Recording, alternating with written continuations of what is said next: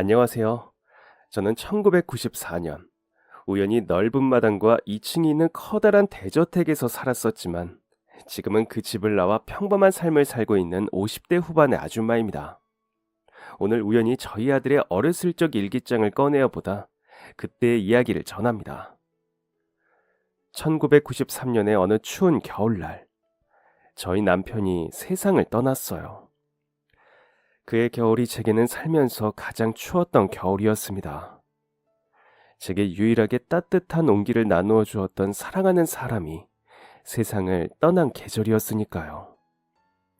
아주 가난한 집안의 막내딸로 태어나 부모님의 사랑은 몽땅 다 오빠들에게 양보하고 쓸쓸하고 외롭게 컸었습니다. 저는 어머니의 손에 이끌려 9살 나이에 가족들 먹을 밥을 지을 줄 아는 아이였답니다. 그렇다고 어머니께서 악랄한 계모는 아니었어요. 저를 사랑하심이 분명했지만 그때는 아무래도 딸보다 아들에게 사랑이 많이 기울었던 시기였으니까 어머니의 그런 행동이 이해가 갑니다.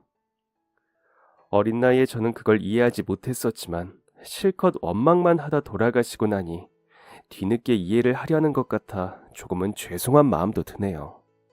어쩌면 단순히 가난한 집안의 오빠들에게 부모님 사랑을 몽땅 빼앗기기만 한 아이로 자랐더라면 제가 그 정도로 결핍이 심한 사람으로 크지는 않았을 것 같아요. 저는 결핍이 몹시 강한 사람이었습니다.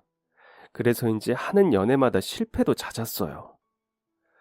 물론 학벌도 좋지 못하고 일자리도 변변치 않았던 저에게 좋은 연애 상대가 나타날 리 만무하기도 했었고 말이에요.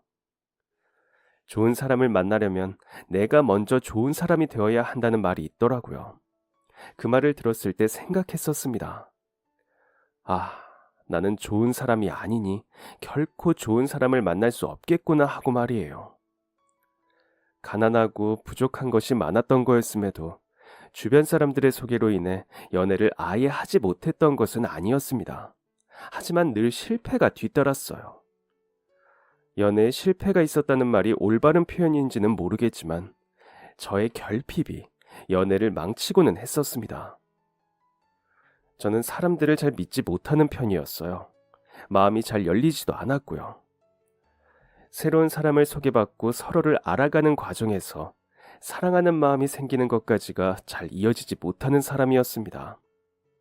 결핍이 많아 그런지 믿지 못해 상대방을 의심하는 일도 많았어요. 모두가 괴로워하며 저의 곁을 떠났고 저는 다짐했습니다. 차라리 이런 나의 마음을 이해해주는 사람이 나타날 때까지 그 어떤 사랑도 시도해보지 말자. 주변에서는 모두가 하나같이 그런 내가 참지 않으면 영원히 제 짝을 만날 수 없을 것이라고 했었습니다. 그리고 그 말은 정말인 듯 했어요. 인연을 만들려고 노력하지 않으니 인연이 나타나지 않았습니다. 하지만 저는 괜찮았어요. 상대방을 의심하며 믿지 못하고 연애를 하면서 느끼는 괴로운 마음을 더는 경험하지 않아도 됐으니까 말입니다.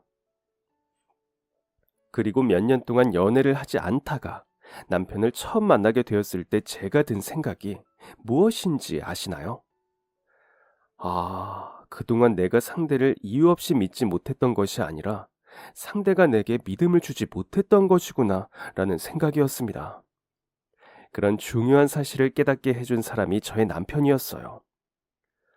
온전한 사랑을 받지 못해서 그랬는지 제게 온전한 사랑을 주는 남편에게 많이 의지가 됐었어요.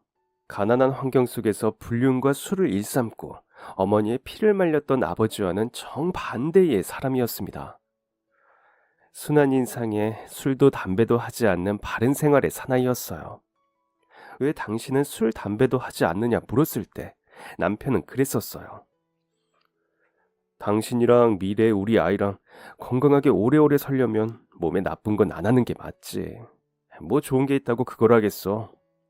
군대 있을 때 담배를 입에 대보지 않았던 건 아닌데 전역했을 때 딱히 그걸 계속 피고 싶은 생각이 들지 않기도 했고, 담배나 술이 딱히 취향이 아니고 사람들을 만날 때 꼭 필요한 요소가 아니기도 하더라는 남편은 그런 말조차 옆에 있는 제가 듣기 좋게끔 말해줄 줄 아는 사람이었습니다. 그 예쁜 말을 들으면 저는 남편에게 한 걸음 더 다가갈 수가 있었어요. 술, 담배를 하지 않는 사람이라서가 아니라 그런 말을 예쁘게 할 줄 아는 사람이라 제 마음이 더 기울었던 것 같습니다.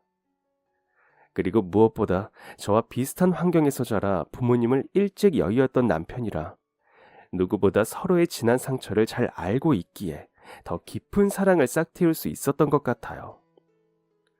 말하지 않아도 저희는 서로의 마음을 잘 아는 사이였습니다. 그렇게 늘 다정다감하던 남편과 결혼을 하고 우리를 닮은 2세를 꿈꾸며 보내는 매일매일이 참 행복했어요.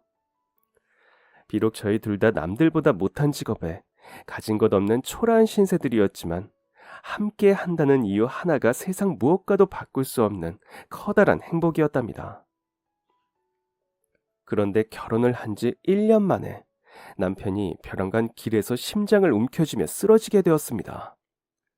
길을 가던 사람들이 달려와 남편을 깨어버려 심폐소생술도 하고 달려온 구급차에 급하게 몸을 실어도 봤지만 남편은 끝내 다시 눈을 뜨지 못했어요. 가족들과 건강하게 오래오래 살기 위해 몸에 나쁜 건 일절 하지 않던 남편이었는데 왜 그런 남편에게 그런 끔찍한 일이 생긴 건지 도저히 인정하기 힘든 일이었습니다. 너무나도 건강하게 잘 살아가던 남편이 그렇게 허망하고 말도 안 되는 죽음을 당했는데 멀쩡하게 잘 흘러가는 시간과 세상이 너무나도 원망스러웠습니다. 그래서 남편의 장례식을 치르며 좋지 않은 마음을 먹었던 게 사실이에요. 가장 믿고 사랑하는 사람을 잃었으니 더 살고 싶지 않았거든요. 정말로 심장을 도려낸 것 같다는 말이 무슨 말인지 100번 실감할 수밖에 없는 일이었습니다. 하지만 제가 끝내 그런 선택을 하지 못했던 것은 저희 두 사람 다 미처 몰랐던 한 가지 사실 때문이었습니다. 장례식장에서 내내 밥을 입에 대지도 못하고 헛구역질을 하러 화장실로 달려가는 제게 막내 올케 언니가 걱정스런 얼굴로 내밀었던 임신 테스트기. 설마 하는 마음에 그걸 확인하고 나왔을 땐 웃을 수도 울 수도 없는 심정이었습니다. 또렷한 두 줄, 남편과 함께 기쁨과 환희의 웃음을 지어야 할 그 순간에 저는 덩그러니 혼자였으니까요. 처음에는 남편이 없는데 아이가 다 무슨 소용인가 싶다가도 하루에서 이틀, 이틀에서 사흘, 시간이 흐르면 흐를수록 정신이 들기 시작했습니다. 뱃속의 아이가 남편과 내가 사랑해서 생긴 소중한 아이였고 나는 그 아이를 지켜내야 한다는 생각이 점점 확고해졌거든요. 그러려면 장례식 내내 생각했던 저의 죽음도 포기해야 했습니다. 남편을 따라가는 것보다 남편의 몫까지 좋은 엄마가 되고 싶었어요. 그래서 그 생각 하나로 당장 죽고 싶은 그 심정을 누르고 다시 일어설 수 있었습니다. 제 감정을 다스리려 매일 밤마다 일기장에 그날의 감정들을 적어 내려갔어요. 그리고 일기를 적는 날이 하루 이틀 늘어날수록 뱃속의 아이가 자라나는 것처럼 제 마음속에도 이러한 생각들이 함께 자라났습니다. 어쩌면 우리 사랑이는 남편이 남기고 간 마지막 선물일지도 몰라. 건강한 마음가짐으로 하루를 마무리하려고 노력하면 노력할수록 점점 더 애쓰지 않아도 좋은 생각이 제 마음속에 자리 잡게 되더라고요. 남편이 저희의 곁을 떠난 이후부터 제 삶은 사실 생각보다 더 팍팍했습니다. 잘 이겨내보자고 뱃속의 아이를 위해서라도 남편의 몫까지 열심히 살아보자고 다짐했던 저였지만 글쎄요. 아이를 가진 임산부의 몸으로 어디 일이라도 쉽게 나가기 힘들었던 게 현실이었어요. 다니던 회사에서는 남편이 세상을 떠난 사정을 뻔히 다 알면서도 제 임신 소식을 듣고 하루빨리 회사를 그만두라는 식으로 눈치를 주기 시작했습니다. 뱃속에 아이가 있는데 물류일을 해도 괜찮겠어요? 임신 핑계로 몸살이고 하면 다른 직원들한테 피해도 있고. 그간 회사에 몸담아 일해온 세월이 있는데 그런 말을 들으니 서운하기도 하고 기분도 나빴지만 애초에 복지가 좋은 회사도 아니었으니 제가 좋은 인재가 아니라 좋은 회사에 취업한 것이 아니었으니 입이 두 개라도 할 말이 없었어요. 그래서 막막한 마음을 뒤로 하고 더 좋은 일자리를 구할 수 있다는 믿음을 가지고 회사를 그만두게 되었습니다. 그런 취급을 받으며 그 자리에서 버티는 것만이 답은 아니라고 생각했거든요. 매번 그런 소리를 들어가며 회사에 남는 게 뱃속의 아이에게도 좋지 않을 거라고 생각했습니다. 그래도 그 회사를 그만두고 나와 후회를 하지 않았던 건 아니었어요. 막상 당장 일하러 갈 곳이 없으니 막막한 현실에 부딪힐 수밖에 없었기 때문입니다. 당장 형편이 좋지 못한데 회사를 그만두는 것이 정말 아이를 위한 일이었을까? 그냥 내가 듣기 싫어서 내 두기 편하자고 아이를 핑계 삼아 그만둔 것이 아니었을까? 힘든 상황에 부딪힐 때면 스스로 내렸던 선택에 죄책감이 몰려들었습니다. 뱃속에 아이가 있다는 이유 하나로 다른 회사에 취업하는 것도 쉽지 않았습니다. 그런 각오를 하지 않았던 것은 아니라서 아이를 가졌다는 사실을 숨기고 일을 구해볼까 했지만 그마저도 배가 나오기 시작하면 감출 수 없는 것이라 그러지 못했어요. 그러다 남편과 자주 가던 한 식당에 구인 모집이 붙은 걸 보고 들어가 사정을 말씀드리고 부탁을 드렸더니 홀에서 일할 수 있도록 도와주셨습니다. 그 일도 매일 나갈 수 있는 일은 아니었어요. 기존에 일을 하던 직원이 쉬는 날에 대신 나가서 일을 하고 일당을 받는 일이었습니다. 돈은 턱없이 부족했지만 그래도 그거라도 벌 수 있다는 것에 만족하려 했습니다. 그리고 부족한 돈은 아껴 쓰면 된다는 생각으로 부지런히 돈을 모았어요. 아이를 가지면 잘 먹어둬야 한다고들 했지만 저는 먹고 싶은 음식까지 참아가며 그렇게 일을 악물었던 것 같습니다. 홀서빙만 하던 저도 식당에 어떻게 해서든 조금이라도 도움을 드리고 싶어서 기본 밑반찬으로 나가는 나물이나 무침 같은 것들을 도와드리고 싶다 말씀을 드렸었어요. 그래도 제가 유일하게 잘한다고 생각했던 것이 음식 만드는 일이었으니 화려하고 거창한 것까지는 아니더라도 밑반찬 만드는 것 정도는 할 수 있을 것이라 생각했습니다. 제가 애를 쓰는 모습을 보신 식당 사장님은 그 직원과 업무 시간을 조율하여 제가 조금이라도 더 일할 수 있도록 도와주셨습니다. 그렇게 일주일에 이틀 나올 수 있던 것을 나흘까지 늘리는 것에 성공했고 구인 광고를 이잡듯이 뒤져 집에서 할 수 있는 소일거리도 구했어요. 배는 점점 불러왔지만 일은 계속해야 먹고 살 수 있었으니 힘들어도 꾹 참으며 하루하루를 보냈습니다. 그러다 제가 임신 25주쯤 되었을 때였어요. 배가 제법 나와 일을 하는 것이 힘들었지만 그날도 일당을 벌기 위해 식당에 다녀오는 길이었습니다. 너무 피곤하고 힘들었지만 애써 힘들게 일해서 번 돈을 차비로 날리는 것이 싫어 집까지 걸어가는 중이었어요. 문득 서러운 마음이 복받쳐오긴 했지만 임신을 하더라도 어느 정도 운동을 하는 게 좋다는 말을 들어서 그 말을 위안 삼았던 것 같아요. 그런데 그렇게 있는 힘을 짜내며 집까지 걸어가는 도중에 그만 사고가 나고 말았습니다. 걷고 있는 제 옆으로 차 한 대가 저를 치고 지나가 버린 것이었어요. 인도 보도블록을 공사를 하는 건지 땅이 다 뒤집어져 있어서 차도로 돌아가는 중에 일어난 일이었습니다.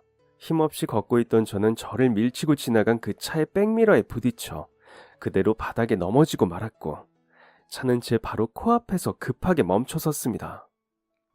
다행히도 속력을 내어 빠르게 달려오던 차량이 아니었기 때문에 차에 부딪힌 몸이 그렇게 아프지는 않았어요.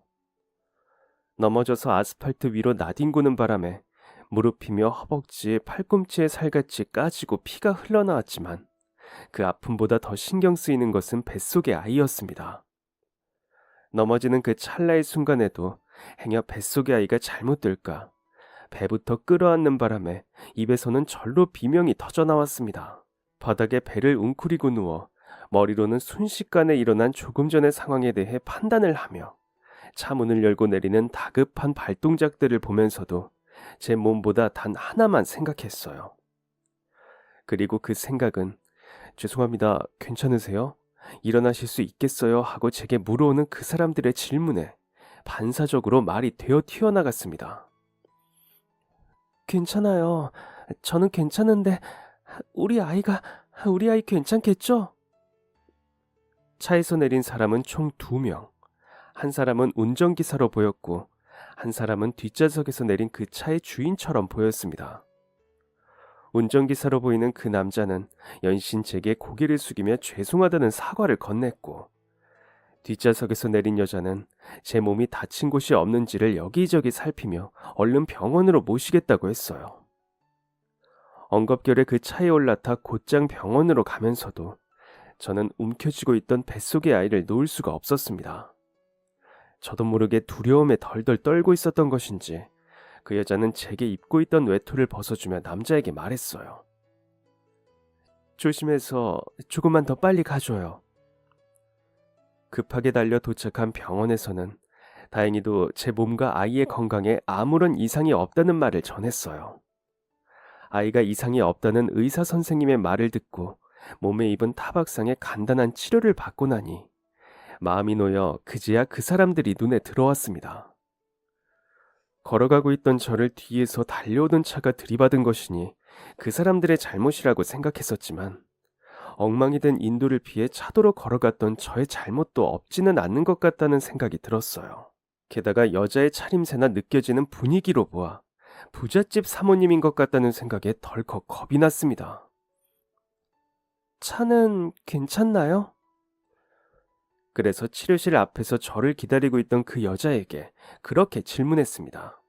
막상 저는 괜찮은데 차가 괜찮지 않으면 그것 또한 제가 괜찮지 않은 일이 되니까 말이에요. 그랬더니 그 여자가 심각한 표정을 하고 제게 말하더군요. 지금 차가 중요해요? 정말 미안해요. 학교 간 아들이 조퇴를 하고 집에 왔단 전화를 받아서 내가 빨리 가달라고 하지만 않았어도 이런 일은 없었을 텐데. 많이 아프죠? 보호자는 언제 와요? 보호자 올 때까지 제가 무조건 같이 있어줄게요. 홀몸도 아닌데. 여자는 저를 반강제로 병원 의자에 끌어안치듯 하며 대답을 기다리는 눈초리를 보내왔어요. 분명 저를 걱정해서 하는 말임을 잘 알고 있으면서도 어쩐지 씁쓸한 미소를 감출 수가 없었습니다. 임신한 몸으로 사고가 나서 병원에 왔다고 해도 달려올 보호자가 제게는 없었으니까요. 보호자가 올 때까지 함께 있어주겠다는 말에 엉겁결에 그 옆자리에 앉은 저는 그날 처음 만난 사람에게 결국 저의 사정을 이야기하고 말았어요. 저 올 사람 없어요. 괜찮아요. 혹시나 연민을 살까 일부러 자세히 이야기하지 않고 올 사람이 없다고 간단하게만 이야기했는데 여자의 눈이 잠깐 휘둥그레졌다가 이내 비 맞은 고양이 같은 얼굴로 변했습니다. 왜요? 아이 아빠가 못 오는 거예요? 그랬더니 이내 자리에서 벌떡 일어나며 제 손을 잡아 끄는 것이 아니겠어요? 이런 일을 겪었는데 혼자 집까지 가도록 할 수 없다고, 뱃속의 아이가 괜찮아도 엄마가 놀란 만큼 같이 놀랐을 거라고 하면서 말입니다.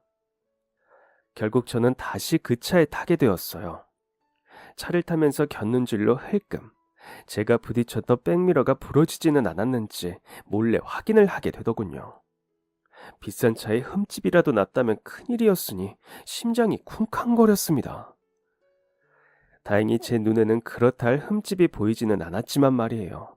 괜찮다고 사양하는 저를 억지로 차에 태운 그 여자는 남편이 일이 바쁜가 보다며 자기 남편도 일이 바빠 요즘 얼굴 보기가 통 힘들다고 투정 아닌 말을 늘어놓았습니다. 저는 곧이어 그 말에 제 사정을 구구절절 이야기하면 안 될 것 같다가도 근래 누군가에게 그런 속마음을 이야기한 적이 없다 보니 한 번 보고 말 사이에 속에 쌓인 말이라도 해볼까 싶어서 제 이야기를 꺼내게 되었어요. 사실 아무렇지 않은 듯 남편이 바빠 속상하다는 말을 처음 본 사람에게 투정하듯 이야기하는 그 여자가 부러워서이기도 했습니다. 그래도 남편을 볼 수는 있잖아요. 전 남편을 영영 못 봐요. 차라리 그이가 일이 바빠 매일 늦는 거라면 좋겠어요. 그래도 일을 쉬는 날이 되면 마음껏 얼굴도 보고 웃고 떠들 수 있을 테니까. 갑자기 차 안의 공기가 무겁게 가라앉았습니다. 제가 꺼낸 이야기가 그런 분위기를 만든 것이었죠.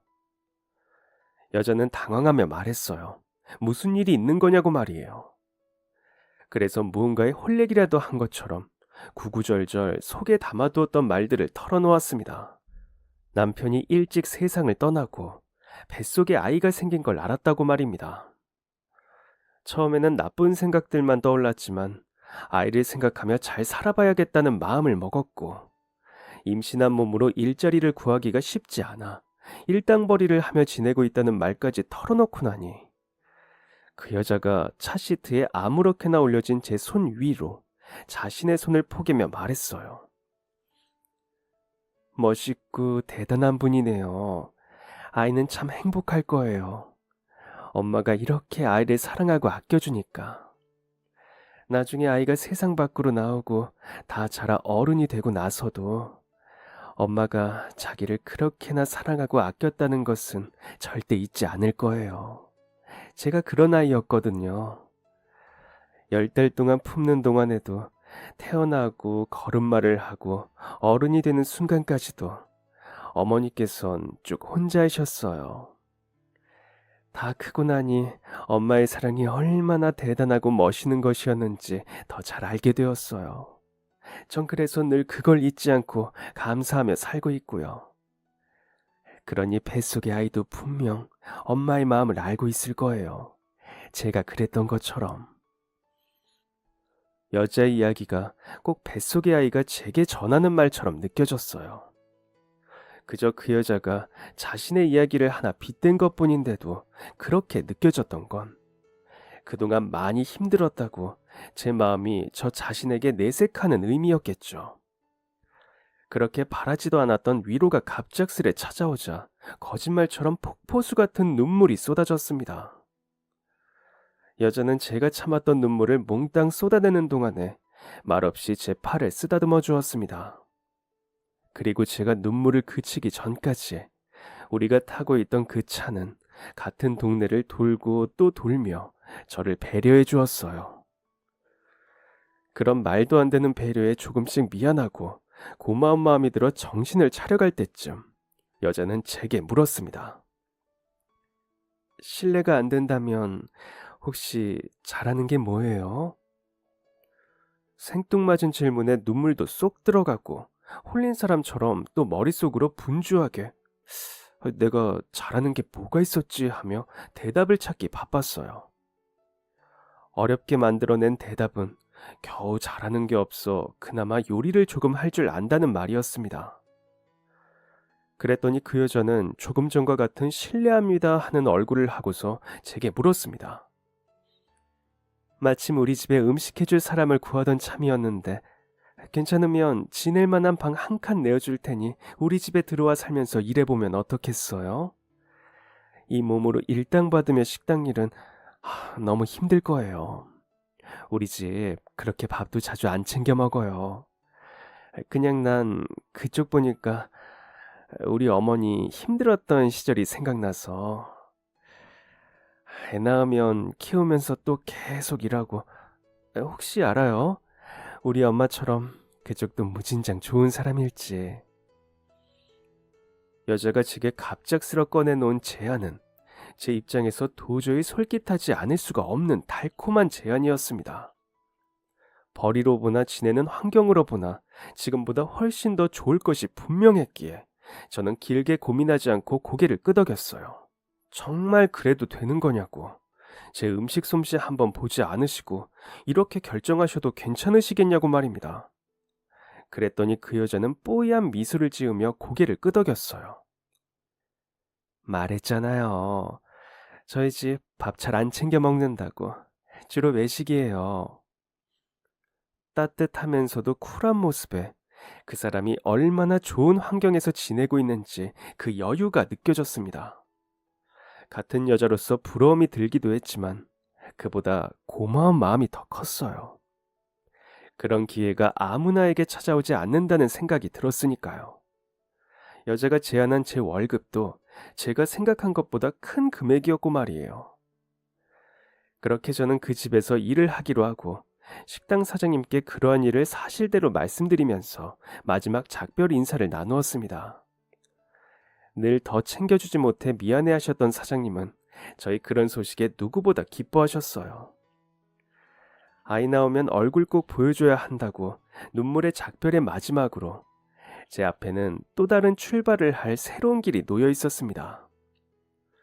교통사고로 만난 그 여자는 그렇게 단 하루 만에 저의 사모님이 되었습니다. 사모님은 저와 9살 정도 차이가 나는 분이었어요. 9살 차이면 젊은 편이었는데도 사모님께서 하시는 말에는 숨길 수 없는 귀티가 났고 우아함이 묻어났습니다. 그리고 그 특유의 분위기로 압도하는 것 같은 느낌은 비단 그 사모님뿐만이 아니었습니다. 평창동에 위치해 있던 그 사모님의 집은 멀리서 보았을 때부터 이미 으리으리했습니다. 그 웅장하고 위험 있는 저택의 모습에 문턱을 넘기도 전부터 침이 꼴깍 넘어갔었거든요. 정말 내가 이런 집에 함부로 들어가도 되는 것인가 하는 생각이 들 정도였습니다. 사는 사람이 집을 닮은 것인지, 집이 사는 사람을 닮은 것인지, 제가 살아온, 그리고 제가 살고 있는 인생과는 전혀 다른 세계인 것 같은 기분이 들었어요. 그런 웅장한 집에 발을 들여본 것은 난생 처음이었습니다. 그런 곳은 그냥 드라마나 영화에 나오는 상상 속의 집인 줄로만 알았는데, 정말로 그런 집에 사는 사람이 실존하다니 눈으로 보고도 실감이 나질 않았었죠. 사모님께서 제가 지낼 방을 보여주시고 그 안에 앉아 멀뚱히 그 방의 생김새를 구경하면서도 실감이 나지 않았습니다. 제게 주신 그 방은 그 집에 있는 방들 중에 가장 작은 방이었음에도 불구하고 제가 지내던 집의 안방보다 더 좋고 깔끔했어요. 저는 멀뚱히 앉아있던 몸을 일으켜 벽지를 손으로 쓸어보았습니다. 벽지마저 제가 살던 집과는 다르게 고급스러움이 묻어났어요. 그렇게 벽지를 만지는데 상상이 아니라 현실이라는 것을 알면서도 믿기지 않아 눈물이 났습니다.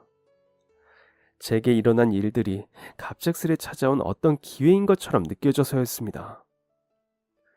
저는 눈물을 닦고 벽지를 쓸어보았던 손으로 부름배를 쓰다듬었어요. 그러면서 다짐했습니다. 사모님이 가져주신 감사한 여민에 누가 되지 않도록 최선을 다해 일하자고 말이에요. 그 멋진 여유와 우아함은 저도 이왕이면 그런 어른, 그런 엄마가 되어야겠다는 꿈을 품게 했습니다. 비록 빈부에서는 차이가 나는 사람이겠지만 마음만큼은, 행동만큼은 닮고자 노력하면 할 수 있다는 생각이 있었어요. 제가 그분을 부르는 호칭은 비록 사모님이었지만 사모님은 저를 동생처럼 대하며 많이 아껴주셨고 저는 어느덧 그분을 제 정신적 지주로까지 여기게 되었습니다. 실제로 고민거리가 있거나 막막한 부분이 있을 때 특별한 해결책이 나오는 것이 아님에도 사모님과 대화를 나누다 보면 어떠한 결론에 도달할 수가 있었거든요. 그분은 참 사람에게 마음의 위로를 잘 전하는 분이었던 것 같아요. 그만큼 따뜻하고 친절하고 멋있었던 사모님만큼이나 그분의 가족들도 좋은 사람들이었습니다. 사장님은 정말 사모님의 말씀대로 일이 바빠 집에 계시는 일이 거의 드물었지만 집으로 돌아오실 때면 늘 양손 가득 무언가를 가지고 오시곤 했어요. 그리고 그 중에는 저희 아이의 목까지 늘 함께 있었습니다. 수혁이 먹을 것 사오는 김에 진영이 것도 좀 샀어요. 요즘 애들이 이런 걸 좋아한다더라고요. 사모님과 사모님의 아들인 수혁이라는 아이도 참 착한 아이였습니다. 저희 아들과 6살이 차이 나는 아이였어요. 머리가 똑똑하고 영특한 아이였는데 마음씨까지 부모를 닮아 선한 아이였답니다.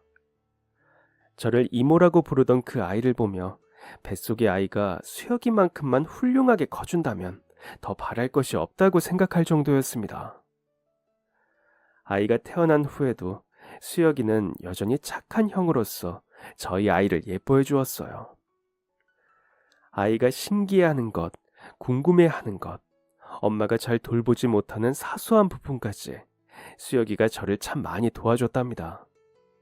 밥도 해주고 빨래도 해주고 준비물까지 챙겨주는 이모가 낳은 아들이니 자기한테도 친동생 같은 존재라고 수혁이가 9살 되던 무렵엔 그런 말까지 하더군요. 그러니 제 눈에 그 아이가 얼마나 예뻤을지 이해가 가시죠? 그렇게 예쁘고 착한 수혁이와 정 많은 사장님, 제 정신적 지주인 사모님의 감삼 안에서 가정부일을 하며 지낸 지도 언 15년이 흐른 어느 날의 일입니다. 감삼 속에서 건강하고 착하게 자란 저희 아들은 눈 깜짝할 사이에 교복을 입는 중학생이 되어 있었고, 또래들보다 늦게 입대를 한 수혁이는 한참 군 생활을 하고 있던 때였습니다. 아침에 일어나 주방에서 식사를 준비하는데 안방에서 찢어질 듯한 비명 소리가 들려왔어요. 깜짝 놀라 안방으로 달려가 문을 두드렸습니다. 사모님, 괜찮으세요? 무슨 일이에요? 그런데 한참을 문을 두드리고 같은 질문을 반복해도 방 안에서 사람 소리가 들려오지 않는 겁니다. 불길하고 불안한 마음이 엄습해 결국 참지 못하고 문을 열고 들어갔어요. 그랬더니 제 눈앞에는 침대 밑에 무릎을 꿇고 앉아 이불을 부여잡고 숨을 헐떡이는 사모님의 모습이 들어왔습니다. 황급히 달려가 그런 사모님을 일으키려 했어요. 그런데 이불을 꽉 쥔 사모님의 손이 풀릴 생각을 하지 않았습니다. 사모님의 그런 이상한 행동 때문에 그제야 저는 침대 위를 바라보게 되었어요. 그리고 침대 위를 바라본 저는 사모님과 함께 쓰러지듯 바닥에 주저앉을 수밖에 없었습니다. 사장님! 침대 위에는 너무나 평안한 모습으로 잠들어 있는 사장님이 계셨습니다. 흔들어도 소리를 지르며 울부짖어도 깨어나지 않는 모습으로 말이에요. 너무 놀랐지만 서둘러 사장님을 병원으로 옮겨야 했습니다. 잠든 사장님을 꼭 쥔 채 놓아주지 않으시려는 사모님을 겨우 떼어놓고 병원으로 갔을 땐 이미 늦었다는 말만 되돌아왔어요. 사장님의 사인은 심장마비였습니다. 제가 정말 원망하고 미워하는 심장마비. 저희 남편도 그렇게 갔으니까요. 이렇게 하루아침에 사람이 간다는 게 말이 되냐고. 사모님은 마치 그 옛날의 저처럼 정신을 놓을 정도로 울부짖었어요. 그런 사모님을 보는 저의 마음 또한 찢어졌습니다. 하루아침에 사랑하는 사람을 잃은 그 심정을 누구보다 더 잘 알기에, 감히 위로할 수 없는 그 아픔을 잘 알기 때문에 정들었던 분을 떠나보내고 속상한 마음을 다잡으며 사모님을 지키기 위해 애썼어요. 다시 또 쓰러지지 않게 하고 식사를 챙기고, 행여나 마음에 나쁜 바람이라도 불어올까봐 잠도 자지 않고 그 곁을 지켰습니다. 아버지가 돌아가셨다는 소식에 군대에서 달려나온 수혁이의 얼굴도 말로 표현할 수 없는 상태였어요. 사장님이 돌아가셨다는 걸, 형이 슬프다는 걸 이제는 다 아는 나이가 된 제 아들 진영이는 수혁이를 끌어안고 달래기 바빴습니다. 수많은 조문객들이 장례식장을 오고 가는 동안 사모님은 점점 수척해져 갔어요. 발인을 하고 돌아오는 길, 사모님은 제게 그러셨습니다. 진짜 웃겨. 사랑하는 사람이 죽었는데 오롯이 슬퍼만 하기에도 벅찬데 사람들이 그럴 시간을 안 준다? 그런 사모님의 말씀을 그때는 전혀 이해하지 못했습니다. 그냥 저는 제가 치러보았던 남편의 장례식을 떠올리며 번잡한 서류와 장례식 절차를 말하는 줄로만 알았죠. 그런데 그런 의미로 하신 말씀이 아니라는 것을 너무나도 뒤늦게 깨닫고 말았습니다. 며칠 동안 머리를 싸매고 계시는 사모님이 단순히 사장님에 대한 그리움 때문에 그러시는 줄로만 알았는데 다른 쪽에 문제가 있었던 것입니다. 바로 사장님이 하시던 일 때문이었습니다. 제가 그 사실을 알게 된 건 집 청소를 하다 우연히 사모님의 통화 내용을 듣게 되면서였어요. 어찌나 큰 소리로 소리를 지르며 통화를 하시던지 방문을 뚫고 통화 내용이 그대로 다 들려왔습니다. 그래서 방법이 없다는 거예요? 그 사람이 어떻게 이런 회사인데 누구한테 넘어간다는 거야? 피해? 누가 피해를 입어요? 누가? 그 돈이 얼만데 내가 준다고 해요. 그리고는 핸드폰을 집어던지는 듯한 소리와 함께 다시 찢어지는 울음소리가 들려왔어요. 저는 거실에서 그 울음소리를 가만히 들었습니다. 마음대로 문을 열고 들어가는 건 실례일지도 모른다는 생각에 일단 소리를 들으며 사모님의 상태를 체크하려고 했던 거였어요. 그런데 한참 우는 소리가 들려오다가 갑자기 싸한 느낌과 함께 조용한 침묵이 찾아들었습니다. 침묵이 무섭다는 걸 그때 처음으로 깨달았어요. 갑자기 너무 조용해진 방 안이 견딜 수 없이 불안했던 저는 결국 또다시 그 문을 벌컥 열었습니다. 그리고는 정신없이 무언가를 입 안으로 털어넣는 사모님을 발견하고 말았습니다. 본능적으로 삼키게 해서는 안 될 무언가라는 생각이 들어 달려가 사모님을 뜯어 말렸어요. 바닥에 나뒹구는 작은 통의 정체는 수면제가 담겨있던 통이었습니다. 나 말리지 마. 그냥 나도 그이 따라갈 거야. 살아있음 뭐해. 그 사람 것 하나도 지키지 못해서 이렇게 바보 멍청이가 되는데. 말리지 마. 응? 나 말리지 말라고. 절규하고 망가지는 사모님의 모습을 보니 반사적으로 눈물이 터져 나왔습니다. 얼마나 울었는지 엉망이 되어버린 얼굴은 불과 10여 년 전 제 모습을 보는 것 같았어요. 사모님의 심정을 100% 알 수는 없었지만 어떤 심정인지, 왜 그런 선택을 하려고 했는지 충분히 이해할 수 있었기 때문에 더 가슴이 아팠습니다. 그리고 잠시나마 그런 선택을 하려 했던 나조차도 그 찰나를 후회하고 있다는 걸 사모님도 꼭 아셨으면 했어요. 그 선택이 올바른 선택이 아니라는 걸 말이에요. 엉엉 울며 말리지 말라고 소리치는 사모님을 힘으로 끌어안았습니다. 얼마나 그러고 있었는지 모르겠어요. 창밖으로 해가 지는 게 보였으니 1시간이 넘도록 그러고 있었던 것 같습니다. 그리고 얼마 후 조금은 진정된 목소리의 사모님이 제게 말씀하셨어요. 미안해. 나 때문에 놀랐지? 내가 자기한테 별꼴을 다 보인다. 있잖아. 내가 할 말이 있어. 이제 더 이상 이 집에서 지내기가 어려울 것 같아. 나도 자기도. 회사가 넘어가서 상황이 많이 안 좋아. 더 나빠지기 전에 이제 그만두고 다른 곳 가서 다른 일 하며 살아. 평생 직장 만들어주겠다고 큰 소리 쳐놓고 미안해. 면목이 없다. 진영이 고등학교 졸업할 때까지만이라도 같이 지내면 좋겠다 싶었는데 정말 미안해. 내가 이젠 더 이상 해줄 수 있는 게 없어. 이 집도 곧 넘어갈 거고 자기한테 월급도 못 줄 거야. 너무 늦기 전에 하루빨리 그만둬주면 좋겠어. 한숨 같은 눈물이 다시 터져 나왔습니다. 회사가 넘어가다니, 게다가 집까지 넘어가다니 말도 안 되는 일이었어요. 너무나도 아끼고 사랑하는 가족들을 두고도 악착같이 회사 일에 매진하던 사장님의 모든 것이 담긴 회사라는 걸 저도 알고 있었습니다. 하물며 누구보다 그걸 제일 잘 아는 사모님 입장에서는 그게 얼마나 황당하고 억울하고 화가 나는 일이었을까요? 그간 마음고생을 하셨던 것이 그것 때문이었다는 걸 너무 늦게 깨달은 것 같아 죄송했어요. 제가 안다고 해서 도와드릴 수 있는 형편도 아니었지만 죄책감이 들었습니다. 그런데도 사모님은 마지막까지 늦기 전에 월급 받고 얼른 나가라고 제 등을 떠미셨네요. 저는 그런 사모님께 눈물 범벅이 된 얼굴로 말했어요. 혼자 두고는 절대 나갈 수 없다고.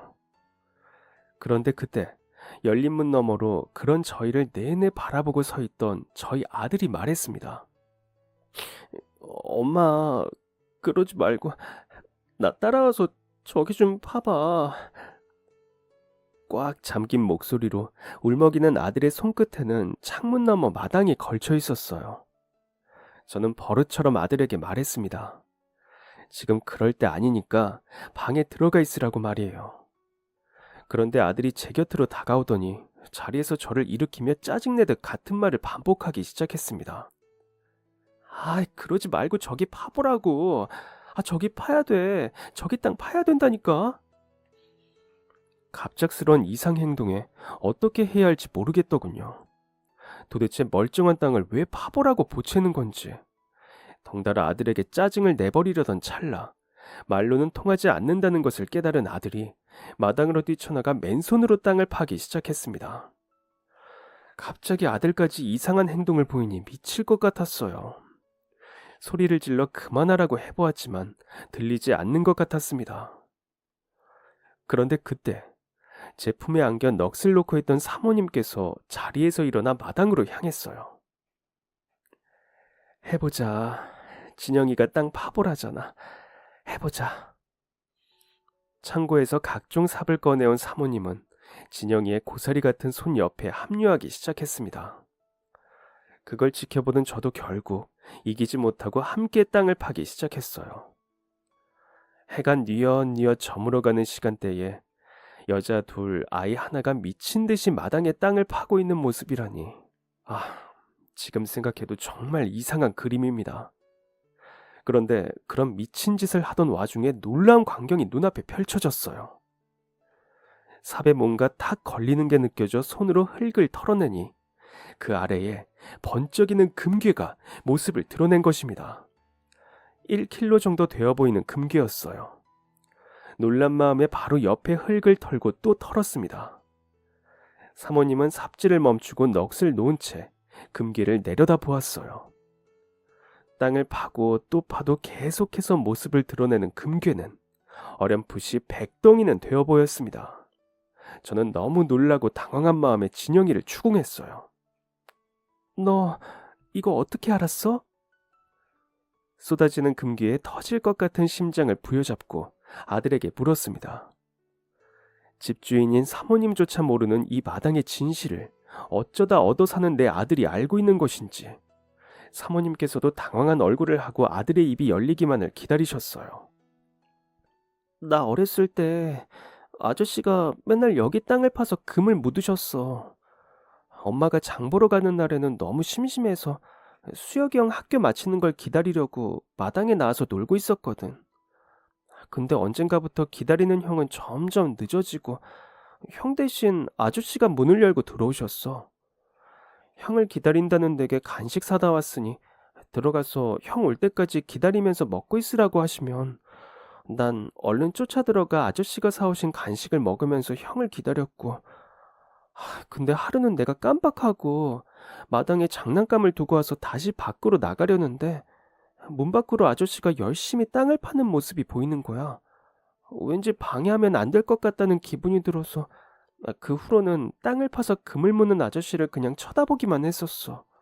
솔직히 점점 기억 속에서 잊혀가기도 했고 아직까지 있을 줄은 나도 몰랐어. 알고 보니 아들은 이미 오래전부터 사장님이 마당에 금괴를 묻는 것을 봐왔던 것이었습니다. 사모님은 모임을 나가고 저는 장을 보러 나간 그 시간대에 사장님은 몰래 집으로 돌아와 마당 깊숙한 곳에 금괴를 모아두고 있었던 거예요. 한 번도 아니고 여러 번을, 그것도 몇 년에 걸쳐 차곡차곡 모았다는 사실에 사모님과 저는 경악을 금치 못했습니다. 그이가 늘 이 집에 보물단지가 있다고, 절대 굶어 죽을 일은 없다고 호언장담했던 게 이걸 말한 거였어. 같은 집에 살면서 그런 그 일을 매일같이 보면서 어떻게 감쪽같이 몰랐을까. 나중에 깜짝 놀라게 해주겠다던 그 약속을 지키지 못하고 떠나는 그 길이 얼마나 초조했을까. 사모님은 살아생전 사장님이 하셨던 비밀스런 암호 같은 말들을 끼워 맞추며 눈물을 글썽거렸습니다. 그 오랜 시간 동안 오직 자신과 흑만이 알고 있는 비밀을 만들어 두었던 사장님의 초조한 마음을 저도 한번 생각해보게 되더군요. 훗날 사모님에게 깜짝 선물을 하려고 했던 걸 지키지 못하고 먼저 세상을 떠나실 때 그 마지막 말을 전하지 못하고 가는 것이 얼마나 답답하고 불안하셨을까 하는 생각 말이에요. 사모님과 저는 아들의 말을 토대로 대략적인 시기를 가늠해 보았습니다. 아마도 사장님은 금값이 싸던 1990년대 후반부터 쭉 땅에 금괴를 묻어두고 있었던 것 같았어요. 사모님께서는 서둘러 금괴를 챙겨 밖으로 나가셨습니다. 하루빨리 회사가 넘어가는 걸 막아보고자 하셨어요. 그리고 마침내 집을 나섰던 사모님께서 돌아오셨죠. 진영이 덕분에 급한 불 끌 수 있었어. 진영이 아니었으면 저 땅 아래 뭐가 있을지 죽을 때까지 몰랐을 거야. 이게 다 자기와 진영이 덕분인 거야. 다 끝난 줄 알았는데 자기들 덕분에 우리 그이 평생을 바친 회사 구해낼 수 있었어. 금괴를 들고 급한 불을 꺼보겠다 집을 나섰던 사모님께서는 그날 집에 돌아와 그런 말씀을 하시며 울먹이셨습니다. 저는 정말 다행이라고 생각했어요. 회사를 그대로 잃지 않아도 된다는 것에 조금은 마음이 놓였습니다.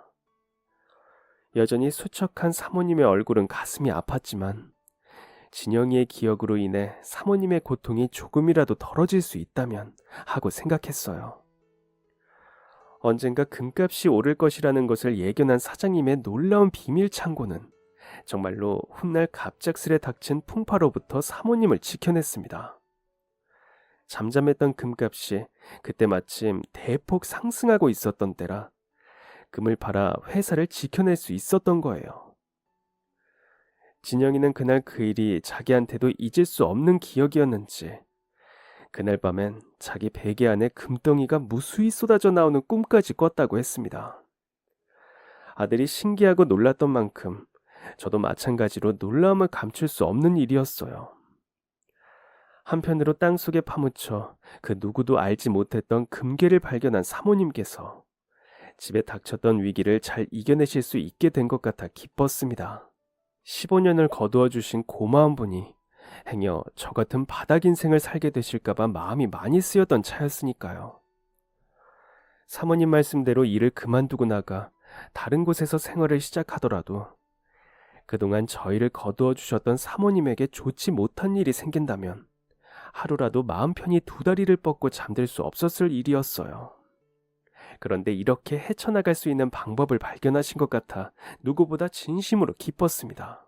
마당의 금괴를 발견하고 한동안 정신없이 일 처리를 하시던 사모님께서 부탁하시는 바람에 저는 예정보다 며칠 더 그 댁에서 일을 하며 지내게 되었어요. 저 역시 사모님의 그런 부탁이 아니더라도 완전히 안정을 찾으실 때까지는 곁에서 도울 수 있는 것들을 다 도와드리고 떠나는 것이 도리라고 생각했습니다.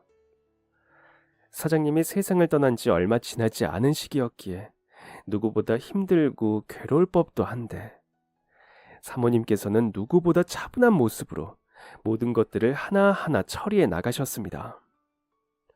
덤덤할 수밖에 없었던 사모님의 그런 모습이 속상하고 마음이 아팠다가도 한편으로는 그런 강단이 있음이 대단하게 느껴지기도 했어요.